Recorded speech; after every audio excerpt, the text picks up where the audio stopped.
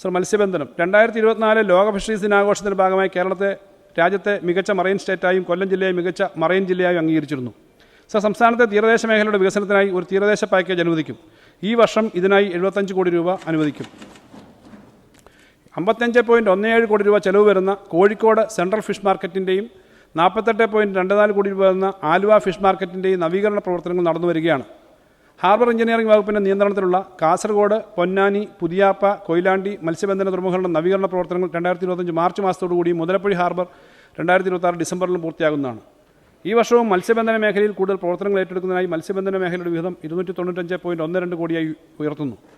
ഇതിൽ സംസ്ഥാന ഫിഷറീസ് വകുപ്പിനുള്ള 163.31 കോടിയും ഹാർബർ എഞ്ചിനീയറിംഗ് വകുപ്പിന് 35.31 കോടിയും ഫിഷറീസ് ആൻഡ് ഓഷ്യൻ സ്റ്റഡീസ് സർവകലാശാലയ്ക്ക് 35.50 കോടി രൂപയും ഉൾപ്പെടുന്നു. കേന്ദ്ര സഹായമായി 61 കോടി രൂപ പ്രതീക്ഷിക്കുന്നു.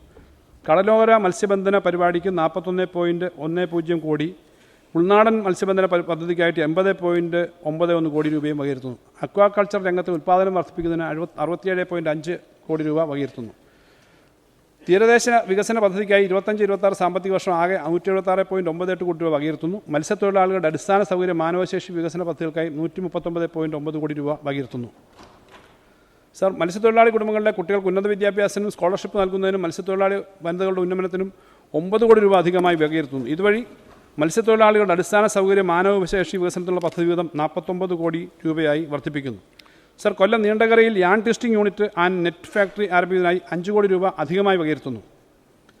പുനർഗേഹം മുഖ്യമന്ത്രിയുടെ ദുരിതാശ്വാസ നിധിയിൽ നിന്നും 250 കോടി രൂപയും ബജറ്റ് വിഹിതമായ 178.10 കോടി രൂപയും ഉൾപ്പെടെ നാളിതുവരെ 428.1 കോടി രൂപയുടെ പുനർഗേഹം പദ്ധതിയുടെ നിർവഹണത്തിനായി അനുവദിച്ചിട്ടുണ്ട്. ഈ പദ്ധതിക്ക് കീഴിൽ 2428 വ്യക്തിഗത ഭവനങ്ങളുടെയും 390 ഫ്ളാറ്റുകളുടെയും നിർമ്മാണം പൂർത്തീകരിച്ച ആകെ 2818 കുടുംബങ്ങളെ ഇതിനോടകം തന്നെ പുനരധിവസിപ്പിച്ചിട്ടുണ്ട്. പുനർഗേഹം പദ്ധതിക്ക് 20 കോടി രൂപ അധികമായി വകയിരുത്തുന്നു. ഇതുവഴി പദ്ധതി വിഹിതം 60 കോടി രൂപയായി വർദ്ധിപ്പിക്കുന്നു. മത്സ്യത്തൊഴിലാളികളുടെ പഴയതും ക്ഷയിച്ചതുമായ വീടുകൾ അറ്റകുറ്റപ്പണി ചെയ്യുന്നതിന് വേണ്ടി 10 കോടി രൂപ വകയിരുത്തുന്നു. ഗ്രൂപ്പ് ഇൻഷുറൻസ് 2.36 ലക്ഷത്തിൽ വരുന്ന മത്സ്യത്തൊഴിലാളികൾക്ക് ഗ്രൂപ്പ് ഇൻഷുറൻസ് ഏർപ്പെടുത്തുന്നതിനായി 10 കോടി രൂപ വകയിരുത്തുന്നു. സർ, കണ്ണൂർ ജില്ലയിലെ പയ്യന്നൂരിൽ സർക്കാർ അനുവദിച്ച് നൽകിയ 5.0935 ഹെക്ടർ ഭൂമിയിൽ പുതിയ ഫിഷറീസ് കോളേജ് പ്രവർത്തനം ആരംഭിച്ചു. Kerala fisheries and ocean studies സർവകലാശാലയുടെ ശാക്തീകരണത്തിനും ഗവേഷണ വിജ്ഞാന പ്രവർത്തനങ്ങൾക്കുമായി 35.5 കോടി രൂപ വകയിരുത്തുന്നു. ഇത് മുൻവർഷത്തെക്കാളിലും 2 കോടി അധികമാണ്.